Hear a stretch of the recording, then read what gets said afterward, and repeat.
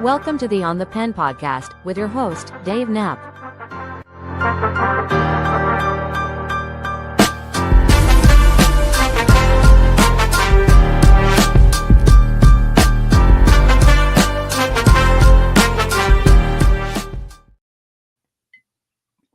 Welcome to this special edition of On the Pen, the weekly dose podcast. I'm your host, Dave Knapp, man on the Manjaro. That's why I'm here. You are on the pen. Wegovy, Saxenda, Victoza, Trulicity, Manjaro, Zepbound, Compound. And today we got massive news on the next generation oral GLP-1 from Eli Lilly. We got news on Retatrutide and the Lilly vials. There's so much to get into.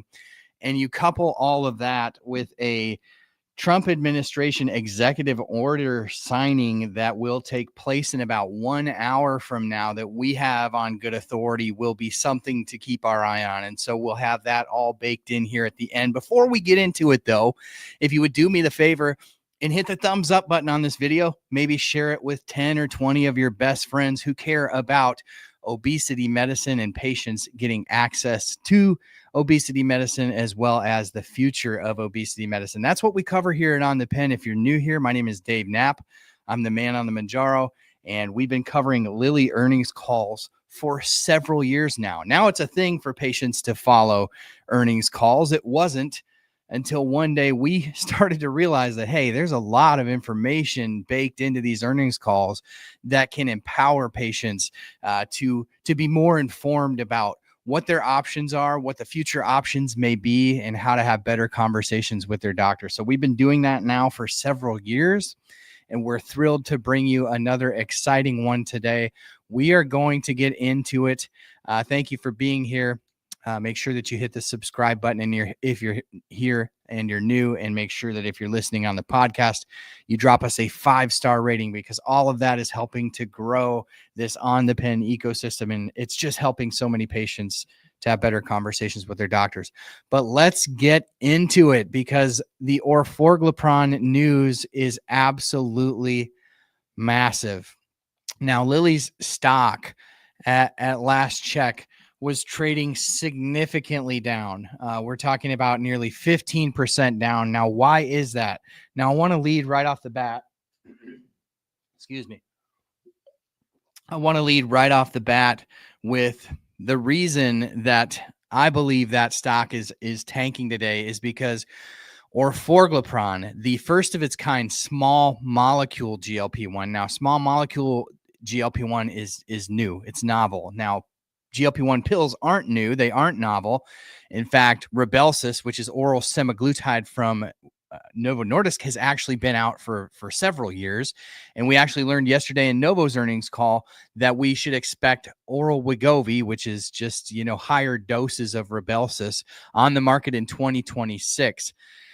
Now, what we've been told about Orforglipron over the last couple years is that Orforglipron was going to get us from an efficacy standpoint on the weight loss side, comparable data to what we have come to expect from Ozempic, semaglutide, Wegovy, the injectable form of semaglutide. And what we learned today is that it fell quite a bit short. In fact, when you adjust for placebo, we're talking about around 9% weight loss over 72 weeks. Now, if you look at the 68-week-long clinical trial for Wegovy, it got up to around 16%. So that 9% actually tracks a lot better with the earlier generation of injectable GLP-1s like Saxenda. And for this reason, we have seen a massive drop in the Eli Lilly stock today. Now, this is sort of their own making, because Lilly was the one who was telling us about the potential for Orforglipron to get up to that injectable level for weight loss. Now, there's a couple things to consider here. They did drop the 45 milligram dose from the phase 3 trials, of course, trying to get people to stay in the trial. Of course, with any GLP-1 medication, you have the potential for GI side effects. And we really saw similar side effects in the Orforglipron trial to other GLP-1 medications, but there was a pretty significant dropout rate at around 24%. I believe it was 29% for placebo, because who wants to get on a placebo for a year, longer than a year, right? And so these placebo trials, while they give us good data about the effectiveness of the medication against placebo, are really a bummer for those who are trying to get treatment for obesity. So we would call, and we would echo the calls of organizations like the Obesity Action Coalition, to just get rid of these silly clinical trials for obesity that have placebos. It's just not fair to people to go on a clinical trial and get no treatment at all. It's just, as you would expect, a 29% dropout with Orforglipron. I think that's also an indictment of the fact that it just wasn't that effective as well, because you had similar numbers for the dropout of the people who were on it, while the side effects remain similar to the side effects that people experience on GLP-1s in total.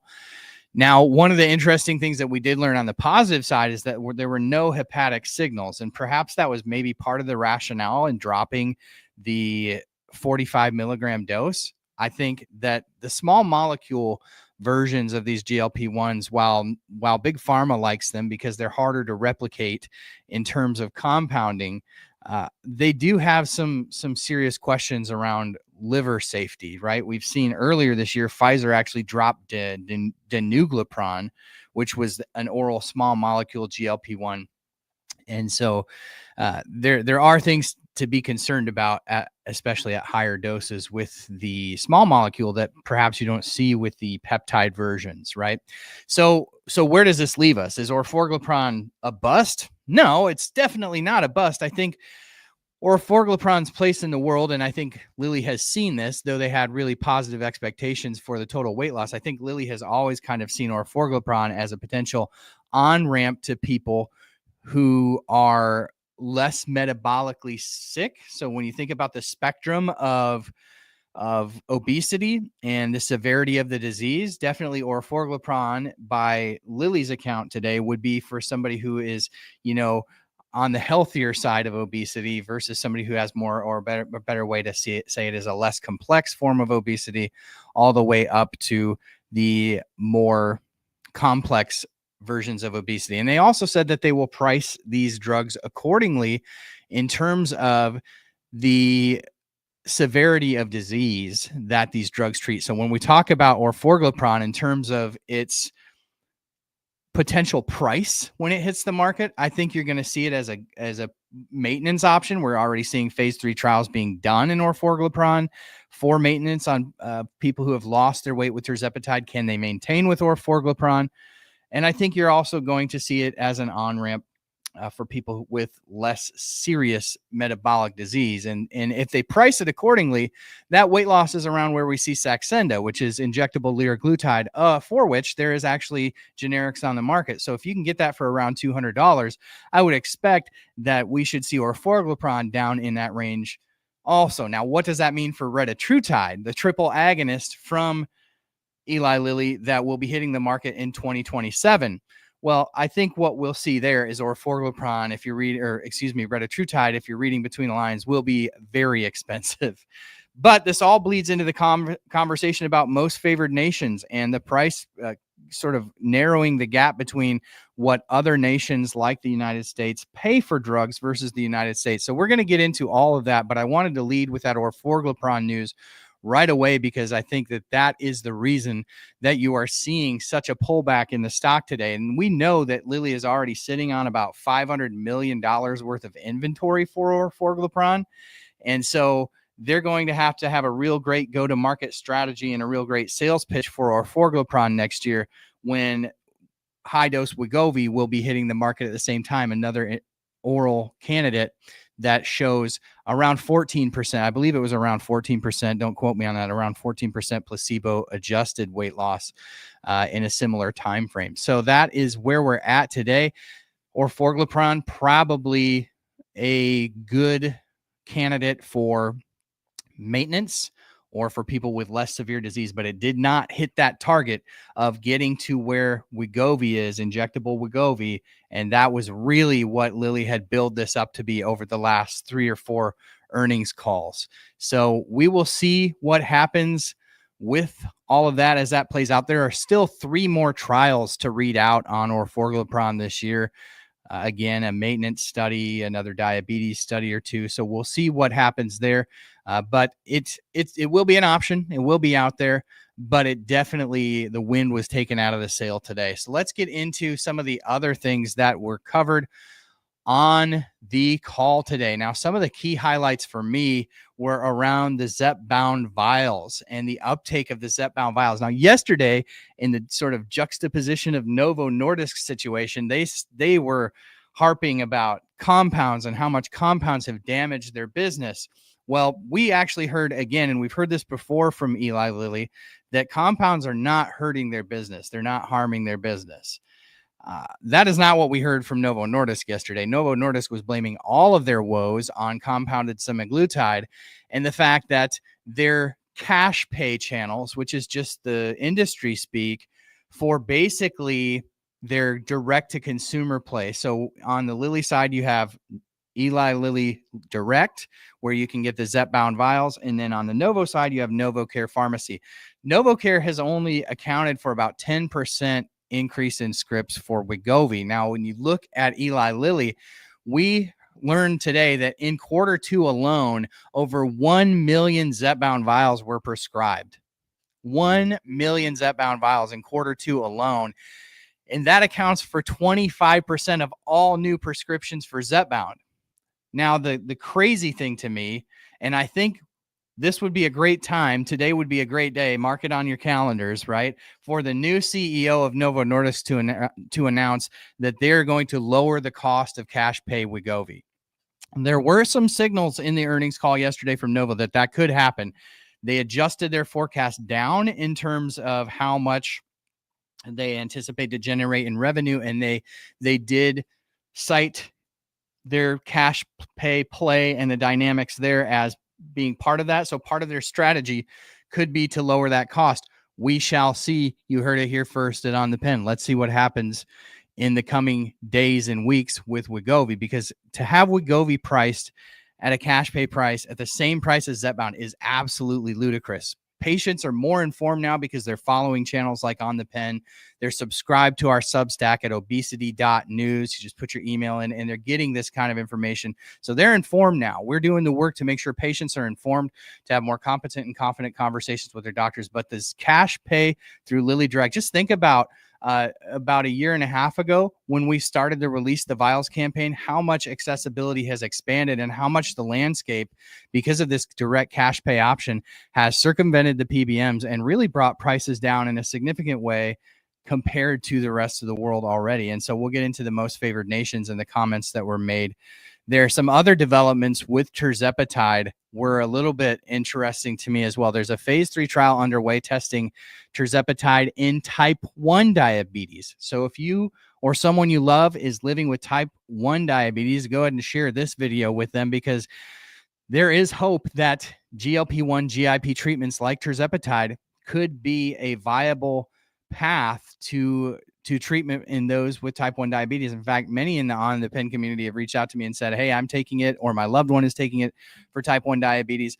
The hope is that what we may see over the long term, especially with early intervention, is that you could see some preservation of beta cell function. And beta cells are the ones that are responsible for releasing insulin. And these medications are, of course, sort of like an insulin on demand. They help your body produce more insulin and produce it more efficiently, but only when you eat, right? Which is the opposite of something like a insulin product. So a phase 1 clinical trial underway for testing Tirzepatide in type 1 diabetes. That is a very interesting thing to follow if you are a type 1 diabetic. Now, in the non-invasive MASH study, so one of the things that we've talked about in terms of liver disease is these clinical trials are extremely hard for these drug companies to do and to justify when you consider how invasive measuring MASH and liver damage is, because ultimately it requires a liver biopsy, and it's a very painful and a very expensive process to put a patient through in terms of clinical trials. And so what Lilly has been signaling over the last few earnings calls has been their desire to work with the FDA to create a test or a structure for a clinical trial that allows patients living with MASH to have treatment that mimics the real world. So probably some imaging of the liver rather than the invasive stuff. So we are seeing a non-invasive MASH study that will compare Retatrutide, the triple agonist, which is coming again in 2027, against Tirzepatide. Now, what they've already seen in phase 2 is Retatrutide shows a reduction in liver fat in 80% of the people who took it. And then for Tirzepatide, we've seen a resolution of MASH, like a complete resolution of liver disease in half of the cases of people who have taken it. So really, really amazing news there from Eli Lilly in terms of getting a study off the ground for MASH that will compare Tirzepatide and Retatrutide. MASH is the new name for non-alcoholic fatty liver disease. It's metabolic associated steatopathic hepatitis, I think. Don't quote me on that. Metabolic dysfunction associated steatohepatitis, something like that. But it's fatty liver disease. That's what us lay people can refer to it as. It's basically the accumulation of fat that it can ultimately lead to cirrhosis, right? There's a spectrum. So you start with fatty liver. That fatty liver starts to leave scarring. That scarring progresses in stages, and ultimately the end stage is cirrhosis. And so seeing a resolution in 80% of the cases with Retatrutide, seeing a resolution in about half cases with Tirzepatide in phase 2, we're excited to see a phase 3 study. And this will be a broad study, and I think ultimately lead to some really great information. Now, on the liver side, I don't know if I mentioned this earlier when we talk about Orforglipron, and we talked about the potential issues with small molecules and liver damage. There were no liver safety signals reported in that Orforglipron study. But again, my own personal take on it is I think that's why they pulled off, one of the reasons they pulled off that 45 milligram dose. So they traded off some efficacy potential in the drug to ensure liver safety. So ramping up the doses of the oral small molecule GLP-1s may be something to watch in terms of potential liver damage, even though in this trial we didn't see any reported. So I just wanted to go back and revisit that in case I missed saying it again. Now, on the topic of Retatrutide, there is a new triple. We learned that there's a new triple agonist, the next generation, launching into phase 1. So you're seeing these build on the triple agonist. I know mentioning Retatrutide, a lot in the research community have moved on to this quadruple agonist that's going to be available in a pill also, which is called bioglutide. Now, bioglutide is one that's in very early clinical trials. So we're a ways off from bioglutide. We covered it when it was announced back in 2024, I think. And we covered that a little, but we will be covering that. It's NA931. It's an oral, again, Biomed, I believe, is the company or something like that. We did cover it, but we will cover that in a future one because I know there's a lot of interest in bioglutide, which is a quadruple agonist. So that'll be an interesting one to watch. Now, on the topic of pricing, because this is, I think, when we talk about how do we take all this investor data, because that's what these calls are for. They're for the investors. How do we put this in patient speak? Well, we talk about the future of these medications, the potential safety, the potential benefits, all of these things. But the pricing is one thing that we rarely get any glimpse into what these drug companies are going to do. They hold that so closely to the vest, even though these investors really want to know how are things going to be pricing. Well, what we learned again, and I'm reiterating this, something I mentioned at the top, is that Lilly really mentioned that they plan to price their drugs, outside of most favored nations, which we'll get into in the policy coming from the administration. Their sort of ethos is to price to value. That's why I believe Orforglipron will be a decent option for maintenance because it should be cheaper. And I do believe that we will see this available on LillyDirect, because another thing we saw Lilly signal today is that they really want to use LillyDirect for the drugs that don't get good insurance adoption. And that would certainly be the drugs for obesity, because we really haven't seen the needle move in a positive, no pun intended, the needle move in a positive direction on obesity medicine from the employer side at all in the last year. In fact, many people have lost coverage. But what we have seen simultaneously is that some of these drug plans are now offering some more interesting sort of ways to package their plans, like we saw from Evernorth.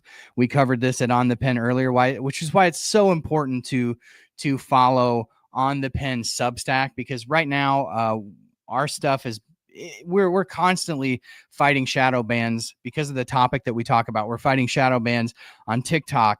We're fighting shadow bans on Meta. In fact, we had our 26,000 group of people on Zepbound just get shut down by Meta on Facebook about 4 or 5 months ago, and we've got no word on whether we'll get that back.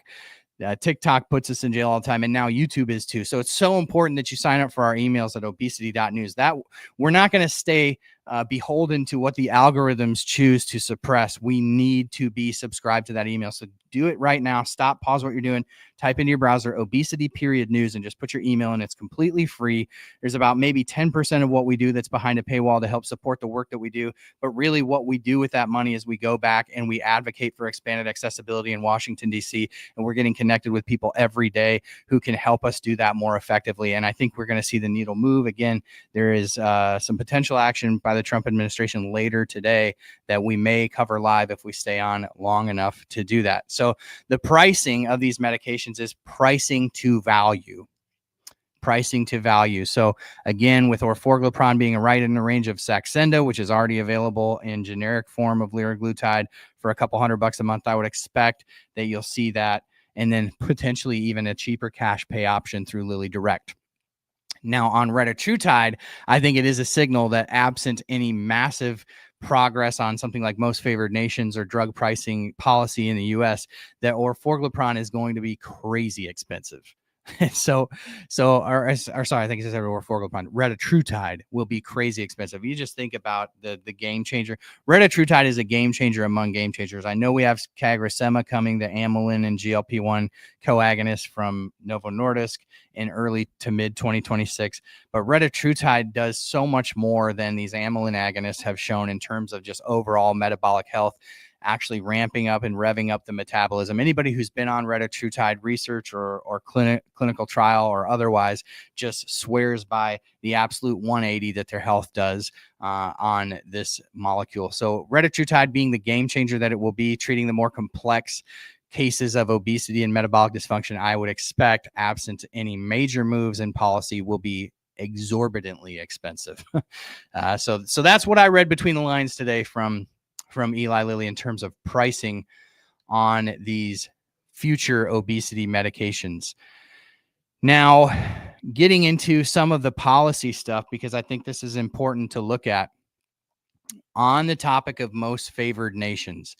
Now, this was interesting because at the end is where we usually get all of the interesting information, at least from my perspective, on these earnings calls, when the investment houses come in and they start to ask questions about the future of these medications, et cetera, et cetera.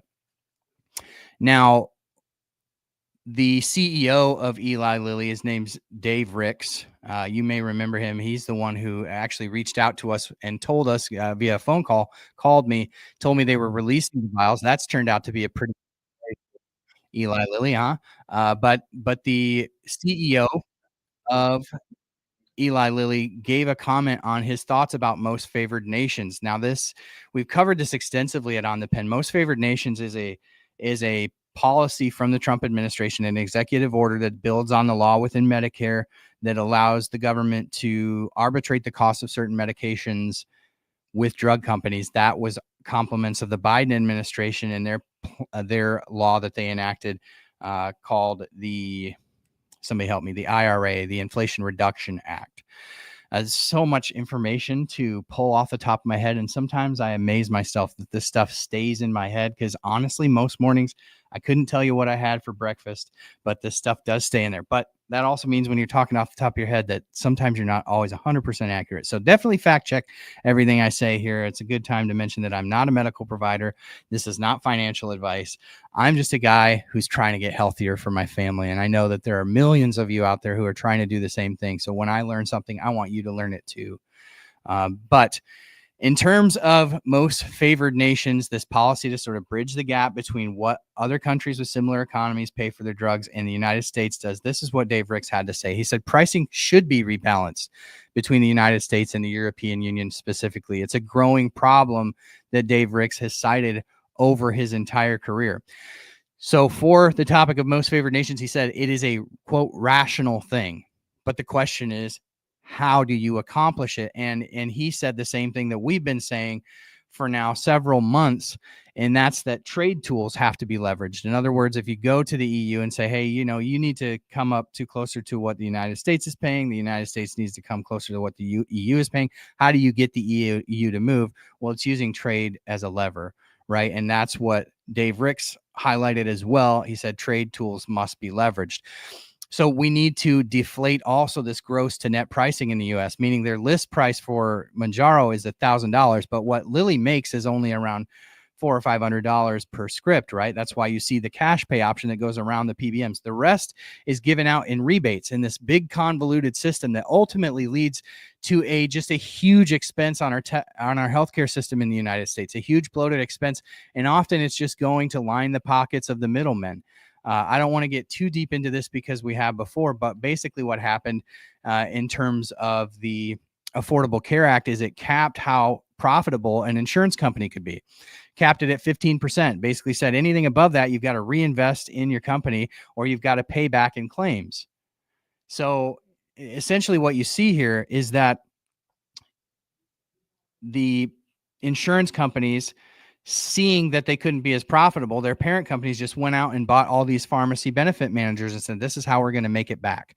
And now we have this big convoluted system where drug prices come to market, and obesity medicines aren't even the worst offenders. In fact, obesity medicines are one of the, considering all the good news we talk about and all the cascading health benefits and all the comorbidities that they treat, there are drugs on the market that cost tens of thousands of dollars a month. In fact, my wife's rheumatoid arthritis medicine that she takes, which we just got done battling our insurance company again over because we have to do this every time our insurance switches.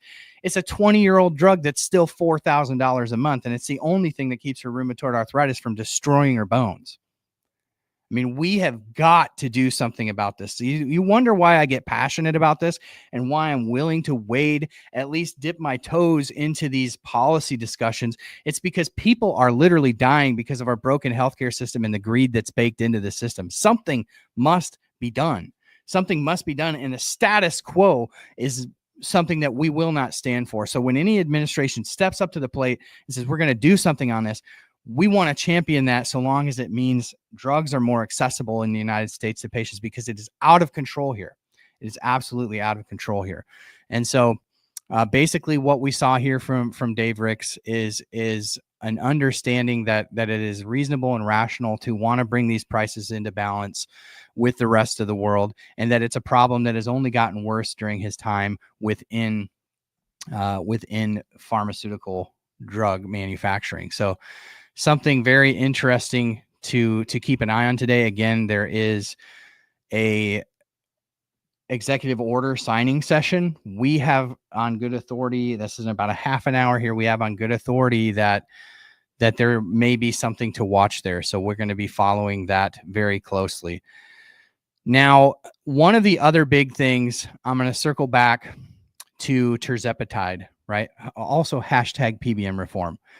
If you've been a victim of exorbitant drug costs outside of these GLP-1s, I'm super curious to hear from you in the comments of this video, because I know that our story is not unique. That's what's so pathetic about it, is our story is not that unique. Anybody living with a rare chronic disease is having to rearrange their entire life to try to get access to life-saving care, and it just shouldn't be that way. But let's talk about this recent trial between dulaglutide, which is Trulicity, and Tirzepatide. Again, this was a diabetes study. So you notice how you have a diabetes drug against another diabetes drug. In diabetes, you get the good fortune of not getting screwed over as a patient on a clinical trial. You get to take at least another form of treatment versus placebo. That why they let that happen in obesity trials. People get on placebo is just nuts. But let's talk about tirzepatide, because the big headline from that clinical trial was obviously that there was a 16% reduction in all-cause mortality for Mounjaro over Trulicity. Now, that headline did not hit like the SELECT trial data from Wegovy, which showed I believe it was over a 20% reduction in all-cause mortality. That was a obesity trial for patients with heart failure that did not have, or excuse me, that had a that had a placebo arm. So that number was against placebo. The 16% from Mounjaro was against another treatment that had already shown itself to reduce all-cause mortality. So when what Lilly told us today, and what many of us knew digging into the data a little bit more over the last week, was actually when you take that data from the tirzepatide dulaglutide MACE trial, MACE meaning major adverse cardiovascular events, MACE.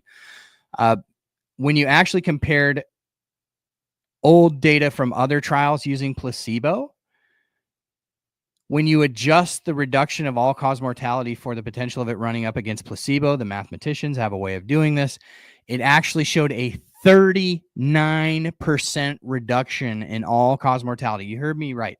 Mounjaro showed a 39% reduction in all-cause mortality in patients versus placebo. So there's a way that these mathematicians can sort of use data from other trials to compare that number. If it were running against placebo, which it wasn't, it was running against Trulicity. And when you adjust it, that's a 39% reduction in all-cause mortality. Just an amazing, amazing number. So these treatments are absolutely game-changing. They are changing the landscape of healthcare in this country. And the one thing that I keep clanging my drum on is these medications are being billed as the medications that are going to bankrupt our healthcare system, when in reality, every data point that we get would lead us to believe that these will save our healthcare system. So when we talk about covering these for obesity under Medicare, the Congressional Budget Office says it's going to increase the tab every year to $20 million. It doesn't tell you how much it's going to reduce it because of the reduction, 39% reduction in all-cause mortality, and the reduction in major cardiovascular events, the reduction in hospitalizations, the improvement of quality of life, the improvement of productivity in the workforce. All of those things don't get included in the Congressional Budget Office's score, which just is absurd. There has to be a way that they can come up with these numbers and make them make sense, because these medications, in my estimation, have the potential to save our healthcare system. With that said, those are the big topics that were covered on the Lilly earnings call, this quarter 2 2025 Eli Lilly earnings call. If you've enjoyed the content so far today, please do me a favor, do two things. This is your advocacy good deed of the day, is to just hit the thumbs up button, leave a comment, and share this with somebody. And if you're new to our YouTube channel, please do us the favor of hitting the subscribe button, because all of these things help to push our content out. And then if you want extra credit, go to obesity.news and sign up for email alerts. While I'm waiting for some questions to roll in, because we'll take some questions here in just a moment, I do want to take a moment to thank our sponsors at Roe. The only reason that we can continue to do this at the level that we do it is because of our partners at Roe. Now, if you're new to these medications, if you're new to GLP-1s and the idea of GLP-1s, if you're like me, and when you started, you're new to the idea of obesity as a chronic relapsing metabolic disease, you want to check out our partners at Roe, because you do have a disease of obesity if you've received that diagnosis, and it's treatable. It's very treatable, and you can greatly improve the quality of your life by seeking treatment and getting treatment from a good provider who can help you navigate what treatment looks like in your specific situation. You can do that by visiting roe.co/OTP. That /OTP just lets them know you came from here and that it's really a valuable thing that they partner with us.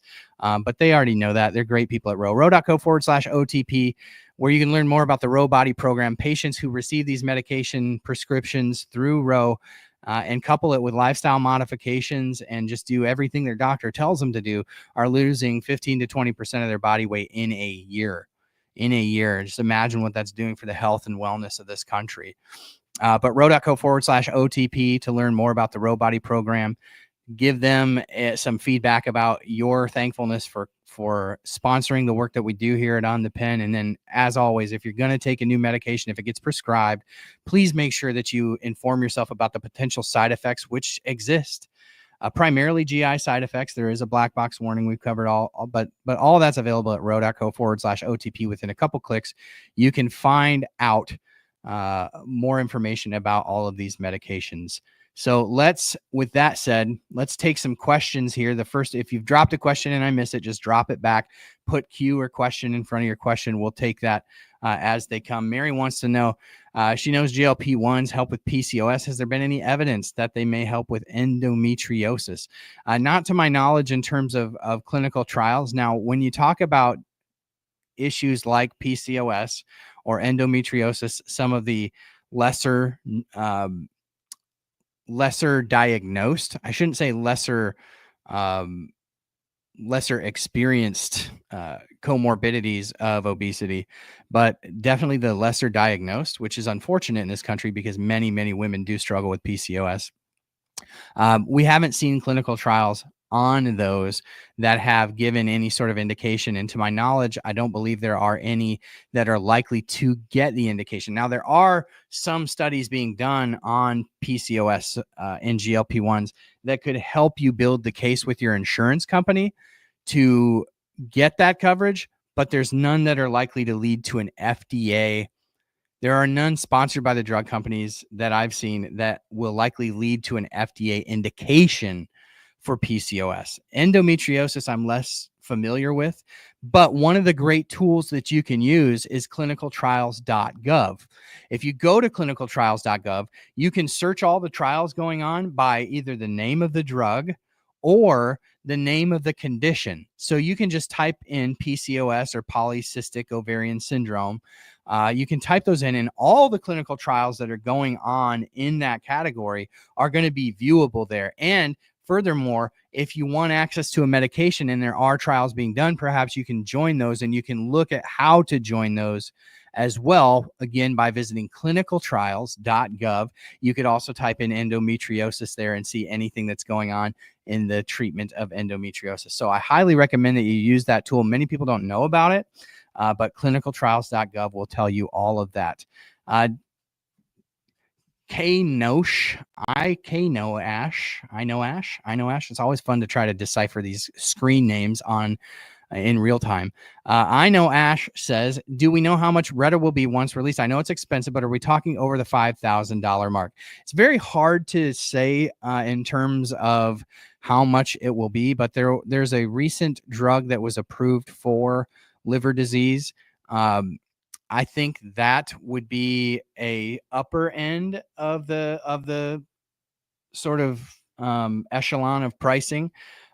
We can see based upon previous drugs where they would be. Do I think it will hit the $5,000 mark a month? Personally, I don't, because the one thing these drug companies have to balance is they have to get insurance companies to approve it and to cover it. And they've already struggled with Zepbound and Wegovy at $1,000. So a $5,000 mark is going to be unrealistic. I think that with the cash pay options of Zepbound and Wegovy right now sitting at $500 a month roughly, I think that you could expect a cash pay version potentially of Retatrutide at, maybe twice that. So maybe $1,000. But we'll have to see. This is 100% speculation. I think the one thing you can expect is that'll be more expensive. But one of the things that I do think is interesting is in the conversation about most favored nations today that Eli Lilly was mentioning is that they see most favored nations as being something that would likely apply to new drugs as the administration looks to potentially slowly on-ramp this as to not completely disrupt the system. And so if Retatrutide is included in that, then you could see that as a new novel therapy. One of the things that the Trump administration has put forward is like, hey, if you do most favored nations, meaning whatever UK pays and Canada and Australia, whatever they pay, the United States will pay that as well. If that is part of those discussions, then you will see it come to market cheaper. And the other carrot that the administration's sort of dangling with this is that we'll approve your drugs faster. So maybe instead of getting Retatrutide in 2027, mid to late 2027, maybe we get it in early 2027, and that, sort of like advanced ability to get that on the market sort of makes up for, having it on the market for an additional 6 or 8 months helps to make up the cost or the difference there. So something to keep an eye on there for sure. It's a great question. Going to move on here to Mimi from Australia, who's actually part of the Retatrutide trials. You can check out a couple of her interviews that we did on the Pen Live, which we will be rebooting here back in a couple of weeks. On the Pen Live was a weekly talk show that we do on the topic of obesity medicine. Hey, a shout out to Karen, who just became a paid subscriber on our Substack at obesity.news. That helps to support the work that we're doing. Thank you so much for the support, Karen, if you're listening. So Mimi's question is, was there a rationale as to why Orforglipron did not match Wegovy? So the rationale, really what Lilly did, let's talk about what Lilly did say. They did say that they do believe that what they achieved with Orforglipron is at the top end of what you can ever expect a single agonist oral small molecule GLP-1 to hit. Right now, interestingly, it's a small molecule. So what they're saying there is that there's a limit to it. And whether that limit is because of potential signals with liver damage at higher doses, or whether it's because it's not tolerable at higher doses, Lilly was very confident in their stating that they believe that weight loss with Orforglipron is the top that you're ever going to get from a single agonist. So it's just GLP-1. This is not like Tirzepatide, it's GLP-1 and GIP. It's just GLP-1 and it's small molecule. That said, we have VK2735, which is a GLP-GIP peptide that will be coming in an oral formulation. I think we're going to have phase 2 data that will show that VK2735 is actually in like a 13-week trial as good as Orforglipron was over 72 weeks. So it's the difference between the small molecule approach and the peptide approach. And we've already seen that Wegovy, high-dose Wegovy, which is an oral peptide, also beats out this Orforglipron. So I think the limitations are small molecule, and the limitations are largely because of potential liver damage. And so you saw actually in the phase 3 trial, they got rid of their high dose was 45 milligrams. Now the high dose in the phase 3 was 36 milligrams. So they really pulled back. And my speculation is because they were trying to avoid potential liver damage, like you saw with the twice daily danuglipron from Pfizer, which they completely abandoned. Does that make sense? Let's see. Michael said no word on manufacturing increase for new plants for Tirzepatide. Now they have a lot of the previous earnings calls really focused on their increasing of capacity. They did touch on how the new plants coming online were they continue to like double their capacity every year.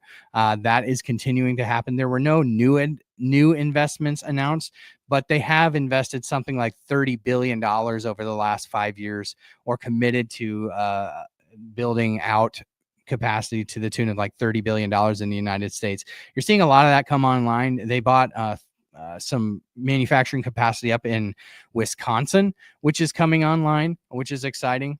And so the capacity continues to increase. And I think that they've been doing that at breakneck pace. And so I don't think that they're really concerned about capacity at this point, given their commitments to investment and the timeline of the new medications that will be coming to market. A second question from Michael as well was same one. Sorry, I missed that. I am continuing on here, trying to catch all these questions here. Tim from across the pond says, was there any news on increased doses for Zepbound Mounjaro? I know this has been mooted. So they have not talked a lot about it, but you can look and see on clinicaltrials.gov. There is a high dose Tirzepatide trial going on right now. I believe it's high dose Mounjaro in diabetics. And what we've been told by those who are administering those trials, I've heard it from several sources, and so we were the first to break this news. I believe those doses to be 20 and 25 milligrams respectively. But again, that will be coming online. I believe that trial wraps at the end of 2026. So I think around the time that you get Retatrutide, you'll have high dose Mounjaro. So not super exciting in terms of the timeline there, but they are exploring that. I believe it's a phase 2 trial that's currently active. Let's see. Hav wants to know, where on earth is 7.2 milligram Wegovy pen? Are they serious about competing? I think this is a very fair question. So the 7.2 milligram dose of Wegovy has been successfully tested, and they have filed over across the pond for the ability to bring that to market there. They have not done that here. My sense is they don't want 7.2 milligram dose of Wegovy to cannibalize the launch of CagriSema, which will be coming in early to mid 2026. So CagriSema is 2.4 milligrams of semaglutide, 2.4 milligrams of cagrilintide, which is an amylin analog. And I think they just don't want to run the risk of cannibalizing the launch of CagriSema, which should be a big profit driver for Novo Nordisk. That's my sense on it. But, that's all that it is. So take it for what it is. Ruben has thank you for the questions today, by the way, folks. Any thought on the long-term use of the weight medications? We've seen, so it depends on what you mean by long-term. So when you talk about GLP-1 receptor agonists, we actually have over 20 years of data. This is something that, everybody thinks that GLP-1s came along when Ozempic came along, but actually the first one to come along was a drug called Byetta. And Byetta was the first. It's exenatide. That's the kind of fun one that was actually derived from a peptide in Gila monster venom. And so exenatide was the first one. And so long-term use of these medications has been monitored for a long time. That said, GIP receptor agonism, which is Mounjaro and Zepbound, that has not been around for as long of a time. But we do have now 3-year studies and 4-year studies to look at for Tirzepatide, which have been run at scale by Eli Lilly. And we have seen that people, keep their weight off, and there have not been any post-marketing signals that have shown anything. Post-marketing data is really powerful data. It basically aggregates all the data from the electronic medical records that are out there, and it compares like incidence of cancer and heart attack and stroke and all of these things that you would be concerned about for people on these medications versus people who are not. And the interesting thing that you see is you don't see an increase. Like there's a black box warning. We talked about this for medullary thyroid cancer. They've looked at studies now looking at patients for 4 years, and they've actually looked at millions of people who are on GLP-1s for diabetes. And there's been no notable increase in medullary thyroid cancer for people who are on a GLP-1 versus people who are on like metformin or other treatments for type 2 diabetes. So the long-term use of these medications, while there are still some question marks, I think you have to weigh that, no pun intended, Ruben, against what we do know about living with obesity long-term, what we do know about the morbidity rates of people who are living with especially high BMIs, right? Just, I believe I saw a stat the other day that people with a BMI over 40 only have a 60% chance of making it to age 70. I mean, that's a staggering number. And so when you talk about the risk of not treating obesity, I think it's very clear what those risks are. And I think that people are sort of planning accordingly. So Hav said Retatrutide may not be good for all as it drives up blood sugar. Yeah, one of the interesting things about GLP-1 medications is that they act, part of their mechanism of action is by impeding your liver's ability to make sugar, right? This is a very layperson's example, but that's what we are here. And that helps keep your blood sugar low. Retatrutide actually does the opposite in terms of glucagon agonism. It actually stimulates that. And so Retatrutide will likely show, and already has in early clinical trials, that it's not as good for A1C control as Tirzepatide. That again being because of the glucagon component. But we're honing in on sort of one data point, and that would be blood sugar. But when you talk about retatrutide's ability to reduce weight and reverse liver disease, it still may make sense clinically for patients who may be willing to forego some A1C control, and doctors who are willing to do that with their patients to get the weight off, because it will prove to be so much better in terms of getting the weight off. So that'll be for clinicians and patients to decide, but it is an excellent point to make. That glucagon agonism does add an interesting element for diabetes control. Sue, the dude, I'm going to just holler at him. He says, I'm jamming down below 240 now. Congratulations, Sue, the dude. One of the longest term, most loyal On the Pen listeners. I want to thank you, Sue, the dude, for being such a loyal follower here and just such a great friend. Congratulations on being down below 240, buddy. We are all excited for you. Any other questions that you may have, go ahead and drop them in the comments now. I do want to say a special shout out to those who are becoming paid members. I see a couple have come across in the last 24 hours over on Substack. That's where we send our newsletter out. And about 10% of the newsletters that we send out contain expert insight and analysis from my vantage point of just being sort of an industry insider at this point. But 90% of what we do is completely free. Excuse me. 90% of what we do is completely free over there. And it's 100% free of algorithmic control. And so every piece of news that we drop will be right to your inbox, and you can choose whether to read it or to not. But that's the way we get around the algorithms. And so thank you for those who have become paid members over there, because it's really, really helpful to us here at On the Pen to continue to do what we do at a high level. Snoop said, did the earnings call discuss the impact of the Caremark formulary change? They glossed over it. Of course, they were really, in the last earnings call, it had just happened, and they were like, TBD, right? We'll kind of see how this plays out. Now they are expecting that it could impact their sales, but I think what they're offsetting that by is the fact that their cash pay channel through LillyDirect is, like I said earlier, is accounting for 25% of all new prescriptions for Zepbound. They had over 1 million prescriptions of the vials last quarter alone. Just think about what this community helped to drive in terms of the Release the Vials campaign and how much that has changed the landscape. It's that reason that gives me so much optimism for the future of what we may be able to accomplish in expanding accessibility to treatments that people need. How exciting is that? But they did gloss over. It wasn't a huge topic of discussion. They obviously disagree with it. Of course, patients do. It is not a one-for-one swap. When you talk about getting off of Zepbound and going on Wegovy, we know that because we see that in the clinical trials. So the fact that they are able to do that is, in my opinion, my personal opinion, almost criminal, because why should people have to forego a treatment that is working for a treatment that may not work as well? There are some ways around that. If you're being forced to do that, send me a message at davidonthepen.com and I can help you with that. How to navigate that anyways.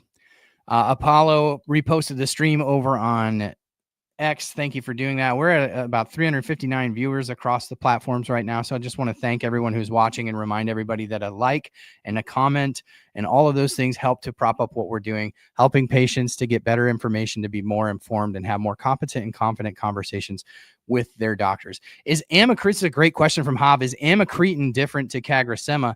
Is made by Novo, and when is it out?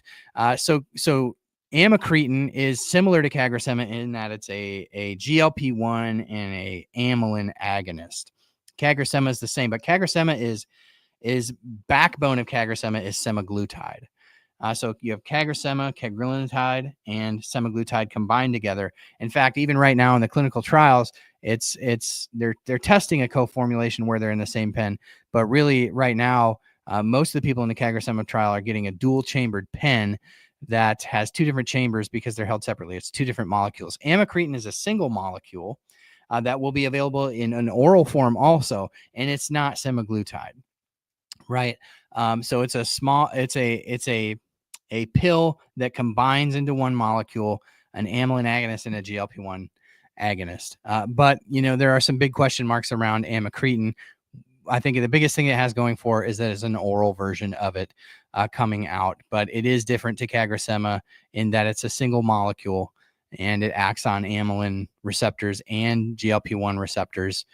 It's available in clinical trials currently in an injectable and an oral formulation. CagriSema is simply an injection. So that is the difference. Do I think CVS Caremark might change their decision to add Zepbound back to be covered? I don't expect that unless they are forced to through litigation, and stay tuned on that. We may have some news coming for you on that. Absolutely. Absolutely. Any other questions that I can take here? We are about 4 minutes away from a White House video stream on some executive action that we have learned could be something to tune in for here. We've heard that from several industry insiders here. Have you heard if people are having success getting Zepbound approved from the Caremark mess? So yeah, we've partnered with a company called Claimable, and Claimable is you can go to getclaimable.com/OTP. And for $40, they help you assemble a legal case, a medical case to stay on your medication. And they will send that off to all the interested parties, being your insurance company, your provider, your employer, and your legislators. So they use AI to build that case for you. And with other drugs, they have about an 80% success rate. I don't know what their success rate has been with this GLP-1 because I've heard that CVS Caremark has been doing some pretty shady stuff to keep people off of Zepbound. But more to come on that. One of the things you may want to try if you are dealing with the CVS Caremark mess is just having your doctor prescribe you Mounjaro, because for whatever reason, CVS, well, I have a theory as to what the reason is, but they're approving Mounjaro instead of Zepbound. Now, how long will that last? Will they just kick you off of it? I don't know what all the implications could be, because it's obviously an off-label use if you don't have diabetes, but it is the same. We've always known that Mounjaro and Zepbound are the same thing, the same molecule in the same doses in the same pen. They just have a little bit different label on them, right? But people are getting approved for Mounjaro, so that is something to look into in the meantime. TV, welcome, says Dave, your GLP-1 updates and analysis are invaluable. Thank you so much for that. Yes, I was on BP meds and Tresto, $1,000. Wow. Insane to stay without strokes. I no longer need it for my heart. Amazing. Tirzepatide has helped a lot of people come off those medications, blood pressure medications, heart rate medications, all those things, that tend to be improved when you get your weight under control. Even a 10% reduction in weight has insane metabolic benefits. So very, very interesting stuff. So we are now 2 minutes away from this White House executive order signing. I'm not sure if we're going to stay live for that or do a second video on that. I haven't decided. What do you all think? I'm curious to hear in the comments. But I will take any other questions because we got about 2 minutes left here and then I got a jet. Thank you for being here. As a reminder, hit the thumbs up button, hit the subscribe button if you're new. Follow along whatever platform you're watching on. Let me know what platform you're watching on in the comments. And always obesity.news to get our newsletter, which is completely free. Just type obesity.news in your browser. It'll take you there. And thank you for those who are signing up, because I keep getting notifications on my phone that people are signing up, and I just greatly, greatly appreciate that.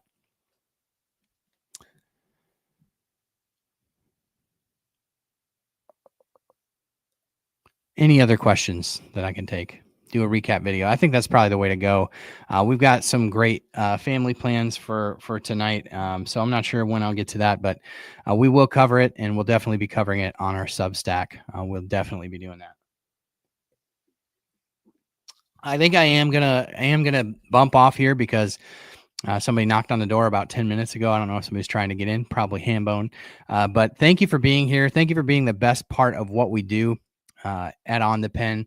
I'm so eternally grateful for just a moment of sappy Dave, right, for you. I'm just so eternally grateful for the platform that you all have given me here at On the Pen. Your likes, your comments, your subscribes, your Substack subscriptions, all of those things are helping us to build something that I believe is incredibly valuable for patients living with the disease of obesity and type 2 diabetes, metabolic disorder. Everything we do is designed to help you have more competent and confident conversations with your medical providing team, So I want to thank you. I may kill this stream and reload a new stream with the White House briefing. So in fact, I think we're going to do that. Why not? But thank you for being here. So you just have to come back and rejoin us live. But that's it for today's Eli Lilly earnings call. If you enjoyed it, let me know in the comments. Thank you for being here. Thank you for being the best part of what we do, and we will catch you on the next one.